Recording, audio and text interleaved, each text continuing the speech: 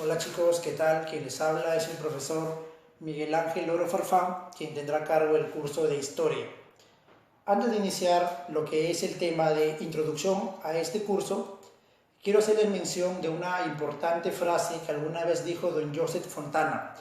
La historia debe ser el arma para los combates de hoy y herramienta para la construcción del futuro. Entendemos esto, la importancia de la historia en poder conocer, entender el presente y poder prepararnos y proyectar un futuro mejor. Iniciamos el tema con lo que es la etimología. ¿De dónde proviene la palabra historia? Proviene del término o del vocablo griego iotopía, que traducido al latín y posteriormente al castellano significa investigación. Es decir, hacemos historia cada vez que investigamos. Generalidades de la historia. Nace en Grecia y fue empleado o usado por primera vez este término por Aristóteles en su obra Historia de los Animales, y el padre de esta importante ciencia es don Heródoto de Halicarnaso, quien se le atribuye ser el primer historiador del mundo y por su importante aporte en un compendio de 9 libros de historia. Fue Cicerón quien bautizó a la historia como maestra de la vida y le dio este reconocimiento a Heródoto. Pasemos ahora a lo que es la definición. Entendemos la historia como la ciencia social que estudia los hechos humanos del pasado. Elementos. Tenemos el objeto, que es el hecho histórico. El hecho histórico lo definimos como el hecho más importante y trascendental en la vida del hombre, y también como el instrumento categorial del investigador. Este hecho histórico está delimitado por dos elementos, como es el tiempo y el espacio. Hacemos mención al cuándo y dónde ocurre el hecho histórico. Cuando un hecho histórico se da en el mismo tiempo, pero en diferente espacio, hablamos de sincronía. Y cuando hablamos de un hecho que se da en diferente tiempo, pero en el mismo espacio, nos referimos a diacronía. Pasemos ahora a lo que es el sujeto, es decir, a quien estudia la historia. Al hombre, o podemos mencionar el historiador. El hombre como protagonista, como actor de la historia, y el hombre como escritor. Hacemos la referencia aquí a partir de la escritura. El método. El método aplicable en la historia es el método histórico, el propio de las ciencias sociales. Y además, ¿por qué es importante el método? Porque este le da la categoría de ciencia a la historia, es decir, es un sustento científico. Y tenemos también lo que es el objetivo. ¿Cuál es el objetivo de la historia? Conocer el pasado, entender el presente y proyectar el futuro. Mencionamos aquí también la importancia de la historia, que permite formar identidad, conciencia y sobre todo sensibilidad social. Continuando con el tema, ahora veamos lo que es el tiempo histórico.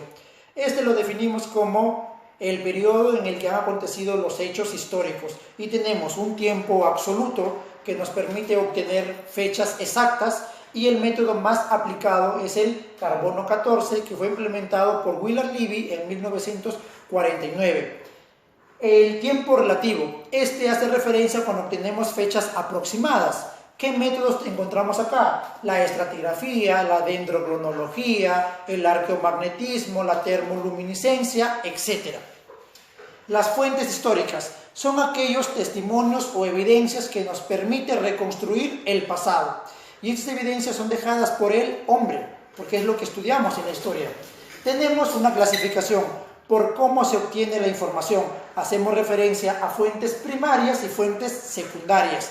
Las fuentes primarias son también llamadas fuentes directas, haciendo relación a la información que nos llega de manera original, en cómo ha sido, a pesar de largo del tiempo, se ha conservado de esa manera.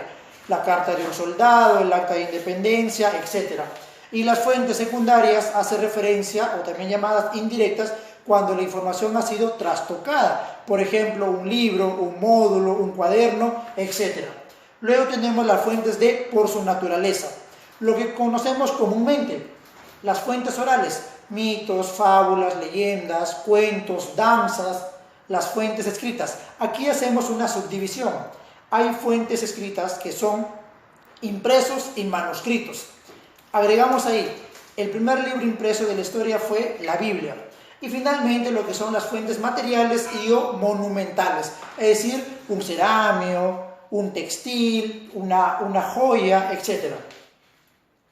La historia es una ciencia amplia y por ende va a necesitar del apoyo de otras ciencias. Tenemos lo que son ciencias cooperativas en primera instancia. Las ciencias cooperativas son aquellas que son independientes a la historia y tienen autonomía científica, es decir, tienen su propio método.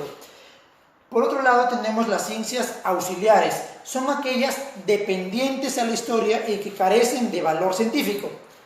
Ejemplos de ciencias cooperativas: tenemos la geografía, la economía, la antropología, la arqueología, etc.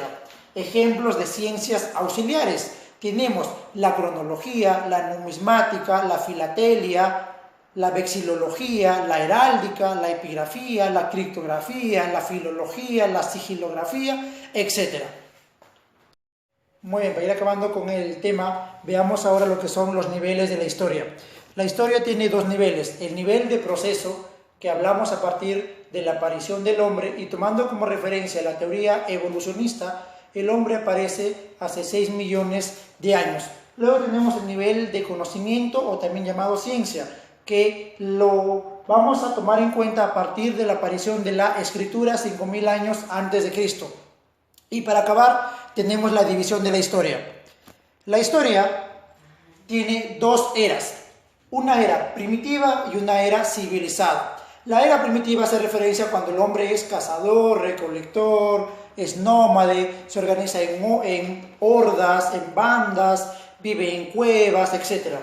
Y la civilizada es cuando ya hay una organización social.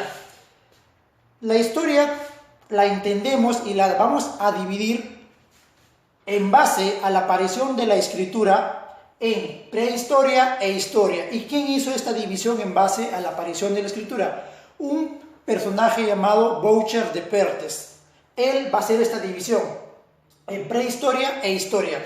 Y la prehistoria tiene dos grandes edades: la edad de piedra y la edad de los metales. En la edad de piedra hablamos del paleolítico, mesolítico y neolítico, y en la edad de los metales de la edad de cobre, bronce y hierro. Y tenemos lo que es la historia propiamente a partir de la aparición de la escritura. Tenemos la edad antigua. La edad antigua abarca desde los 5000 a.C. hasta el año 476 después de Cristo, que sucede la caída del Imperio Romano Occidental, o lo que es bizantino. Luego tenemos la Edad Media, que abarca desde el 476 hasta 1453, la caída del Imperio Romano Oriental o la toma de Constantinopla. Seguimos con la Edad Moderna, que inicia desde 1453 hasta la Revolución Francesa en 1789, y finalizamos con la Edad Contemporánea desde la Revolución Francesa hasta la actualidad.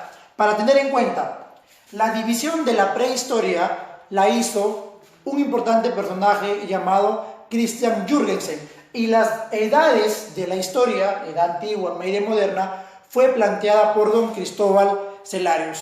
Bien, jóvenes, hasta aquí con el primer tema de historia, lo que es introducción al estudio de esta importante ciencia, y las tareas encargadas, algún aporte, sugerencia que tengan, les dejo ahí el correo mloro@colegioseltriunfo.edu.pe. Y una cosa más, no se olviden quedarse en su casa, seguir todo lo que nos diga el presidente de la República, lávense bien las manos para pronto incorporarnos a nuestra institución y poder continuar. Muchas gracias.